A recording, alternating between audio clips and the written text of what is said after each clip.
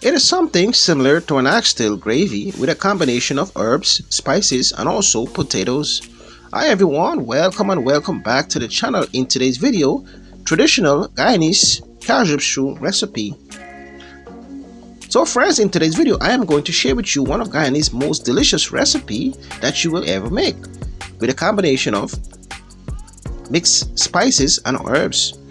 So if you're new to my channel, please subscribe. So ladies and gentlemen, without any further ado, let's jump right into this recipe. Delicious Guyanese Cassareep stew.